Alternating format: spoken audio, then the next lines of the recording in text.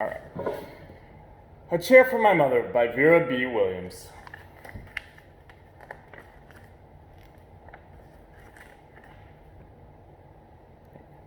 My mother works as a waitress in the blue-tiled diner.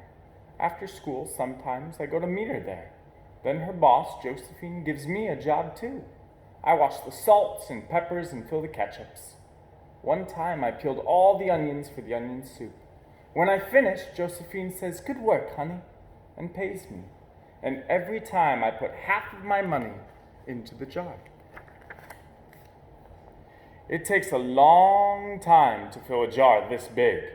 Every day when my mother comes home from work, I take down the jar. My mama empties all her change from the tips out of her purse for me to count. Then we push all the coins into the jar. Sometimes my mama is laughing when she comes home from work. Sometimes she's so tired she falls asleep while I count the money out into piles. Some days she has lots of tips. Some days she has only a little. Then she looks worried. But each evening, every single shiny coin goes into the jar. We sit in the kitchen to count the tips. Usually Grandma sits with us too. While we count, she likes to hum.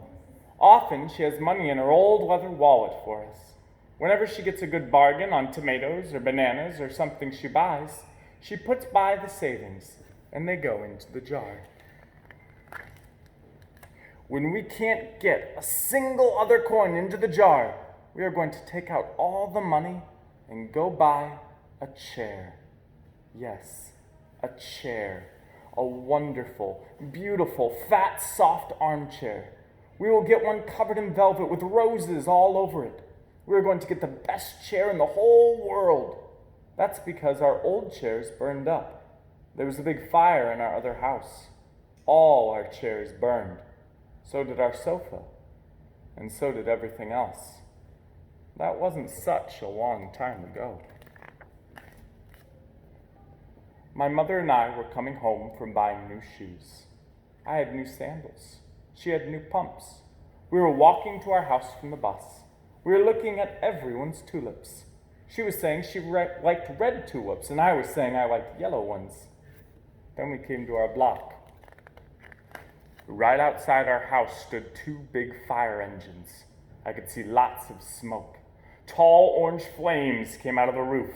All the neighbors stood in a bunch across the street. Mama grabbed my hand and we ran. My Uncle Sandy saw us and ran to us. Mama yelled, "Where's Mother?" I yelled, "Where's my grandma?" My Aunt Ida waved and shouted, "She's here. She's here. She's okay. Don't worry." Grandma was all right. Our cat was safe too, though it took a while to find her. But everything else in our whole house was spoiled. I don't mean to interrupt. You guys only have 6 today? You only have 6? Yeah. Okay, and then you guys have to go to the gym at 10:15 for the field trip. Yep. What was left of the house was turned to charcoal and ashes. We went to stay with my mother's sister, Aunt Ida, and Uncle Sandy. Then we were able to move into the apartment downstairs. We painted the walls yellow. The floors were all shiny, but the rooms were very empty. The first day we moved in, the neighbors brought pizza and cake and ice cream, and they brought a lot of other things too. The family across the street brought a table and 3 kitchen chairs. The very old man next door gave us a bed from when his children were little. The other grandpa brought us his beautiful rug. My mother's other sister, Sally, had made us red and white curtains. Mama's boss, Josephine, brought pots and pans, silverware, and dishes. My cousin brought me her own stuffed bear. Everyone clapped when my grandma made a speech. "You are all the kindest people," she said. "And we thank you very, very much. It's lucky we're young and can start all over." That was last year, but we still have no sofa and no big chairs. When Mama comes home, her feet hurt. "There's no good place for me to take a load off my feet," she says. When Grandma wants to sit back and hum and cut up potatoes, she has to get as comfortable as she can on a hard kitchen chair. So that's how come Mama brought home the biggest jar she could find at the diner. And all the coins started to go into that jar. Now the jar's too heavy for me to lift down.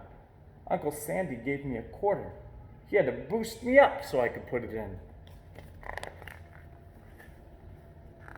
After supper, Mama and Grandma and I stood in front of the jar.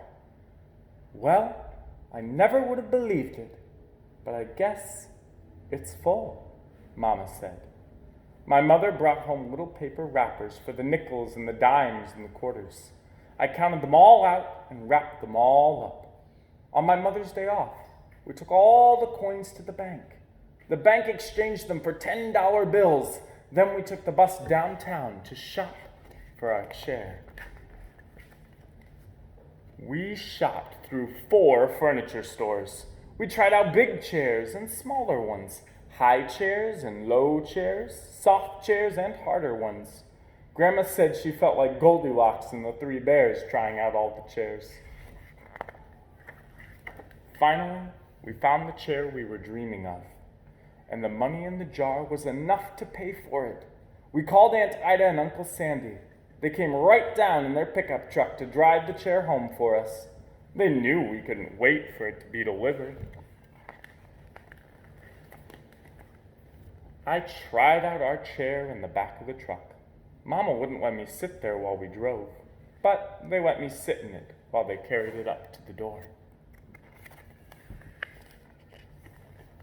We set the chair right beside the window with the red and white curtains. Grandma and Mama and I all sat in it a while, and Aunt Ida took our picture. Now Grandma sits in it and talks with people going by in the daytime. Mama sits down and watches the news on TV when she comes home from her job. And after supper, I sit with her, and she can reach right up and turn out the light if I fall asleep in her lap.